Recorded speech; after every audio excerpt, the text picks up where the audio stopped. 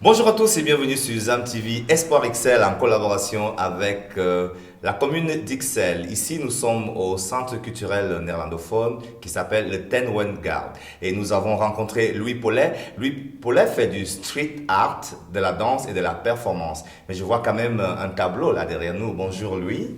Salut. Donc peintre aussi alors. Donc peintre aussi, ouais. Ouais, et alors, comment tu vis cette situation-ci où c'est un peu chaotique au niveau artistique déjà en tant que personne et puis est-ce qu'il y a quand même un peu d'espoir à l'horizon?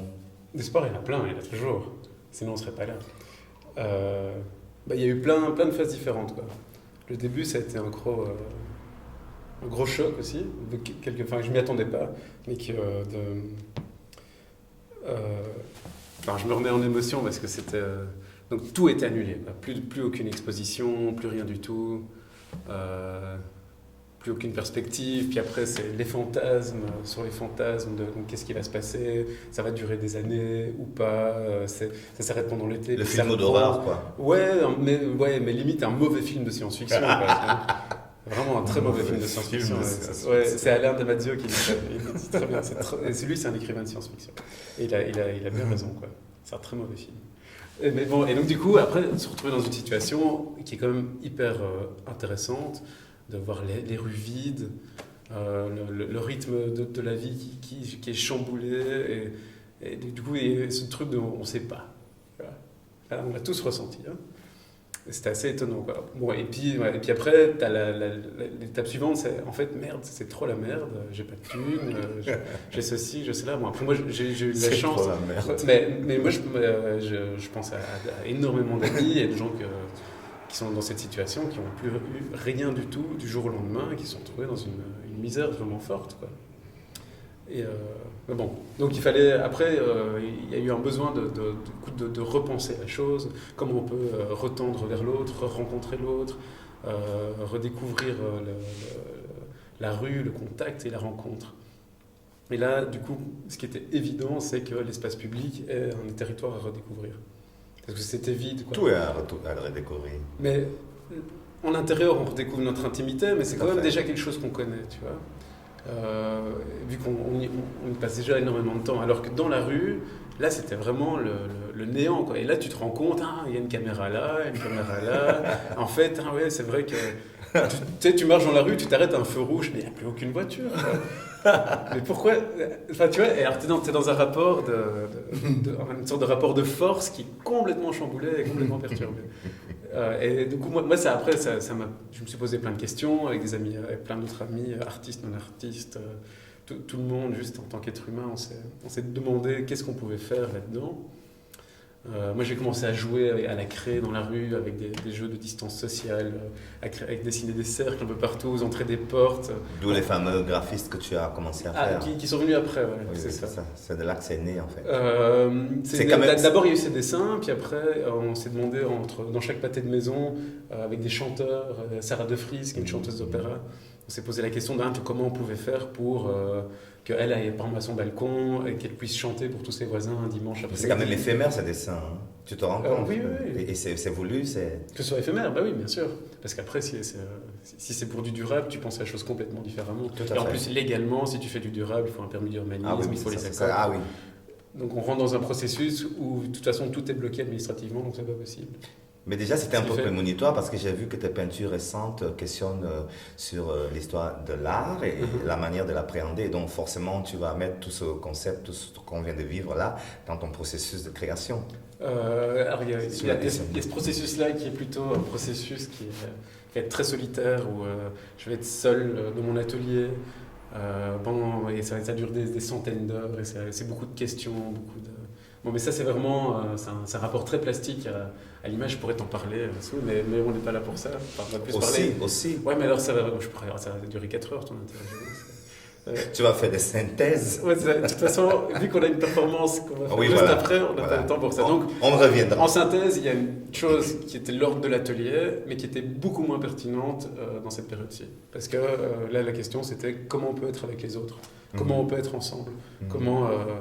justement, pas être seul dans un atelier, je fais déjà ça la plupart du temps. Là, il fallait retrouver quelque chose d'autre, quoi. Donc, l'idée de réinventer la rue, redécouvrir la rue, À un moment, la commune d'Ixelles, le service culture m'a appelé pour me demander, voir si je ne connaissais pas des street artistes qui seraient intéressés de faire des interventions dans la rue par rapport aux confinés, sans exactement savoir quoi. Puis on a commencé à en discuter sur toutes les réflexions qu'on avait déjà eues avant avec les autres amis artistes. Au final, on est arrivé à l'idée, mais constituons un projet. Donc on fait un petit groupe d'artistes avec qui on peut se concerter, réfléchir sur qu'est-ce qu'on peut faire, proposer quelque chose. Ça a été très vite, en 2-3 jours c'était... Vive la commune d'Ixelles. Hein. Ouais, putain, c'est vrai que là cette fois-ci, moi je vais pas me positionner politiquement. Non, mais c'est au niveau culturel déjà, c'est très intéressant. Mais d'ailleurs, c'est à l'image de ton art aussi, parce que j'ai vu que tu fais beaucoup de synergies dans ton travail. Tu allies beaucoup de disciplines. Ouais, c'est ça. Ici, comme tu vas voir tout à l'heure, ça va être un mélange musique et peinture. On a fait beaucoup musique-danse, danse et peinture. J'ai fait plein de scénographie aussi. Même dans les techniques, même juste ce truc-là, c'est un mélange de peinture, de dessin, de gravure et de plein d'autres trucs encore, tu vois. Et de marbrure aussi. Et beaucoup de rapports à l'artisanat. Mais ça, c'est encore autre chose. Et donc, du coup, revenons sur notre truc qui est... au bout de 3 jours, on a écrit notre projet. 5 jours plus tard, ça passe au collège, c'est accepté, super, tout va bien. Et puis là, d'un coup, ah non, madame la commissaire, qui a fait totalement son boulot et qui avait raison, nous dit, ah non, c'est pas possible. Les regroupements culturels comme ça dans la rue, les événements culturels, c'est pas possible, ça va rameuter des gens. Il y a trop gros risques. Et donc, ainsi de suite, ça a duré 1 mois avant qu'on commence. Donc on a commencé la première fresque, on devait la commencer genre le 28 avril. On l'a commencé le 26 mai. En plein déconfinement. Et donc on s'est retrouvé place Flagey. On s'est dit, allez, on va le faire le soir, comme ça ce sera plus calme, il y aura moins de monde. Certes, il y avait moins de monde, mais les seuls gens qui restaient, c'était ceux qui avaient le plus envie de faire la fête. Et du coup, c'était quand même très, très intense pour un déconfinement pour nous 3. Donc, c'est vrai que ce que j'ai pas dit, c'est qu'on a constitué l'équipe avec Parole, Iota et moi, où on a fait petit à petit des projets comme ça. Donc après, notre première, elle a été très forte en émotion, à la place Flagey. On a fait une grande maison, une maison avec un arbre qui pousse dessus et 2 enfants qui jouent dessus. J'ai vu les images. Devant l'église. Puis quelques jours après, on a fait un grand jeu d'échecs en distance physique, donc avec des cases d'1,50 m. Et là, vu qu'on était en déconfinement, on a travaillé beaucoup plus dans le détail pour que les gens de près puissent voir aussi le dessin. Parce que l'idée de base, c'était qu'on dessine au sol, mais pour que les gens à leur fenêtre puissent voir le dessin. Tout à fait. Donc là, on a fait un double rapport. Un où tu vois de loin, où tu as une idée de l'espace, du jeu d'échecs, tu comprends la stratégie, tu peux voir les choses comme ça. Et puis un autre où quand tu es dedans, tu es tout près, chaque case a son propre univers, son propre monde, et le rapport à la stratégie, il n'est pas du tout le même quand tu es dans un jeu que quand tu le vois de l'extérieur. Tu vois. Donc même, je trouve assez intéressant les 2 rapports. Quoi. Est-ce que tu penses que le street art, est-ce que le street art est un art engagé, par exemple, avec tout ce qui se passe maintenant avec l'assassinat de George Floyd?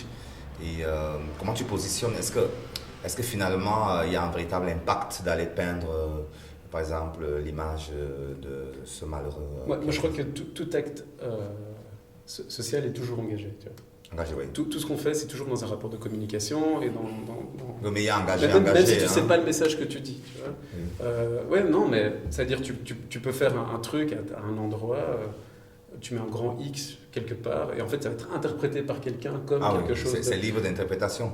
Quoi que tu fasses qui est public sera engagé. Et après, c'est toi qui l'as fait, tu devras en assumer certaines conséquences. Tu vois. Un mot pour la fin, pour l'avenir, comment tu vois l'avenir là, en tant qu'artiste là aujourd'hui? Tu m'as déjà dit que aujourd'hui, on va faire une performance sur les vitres.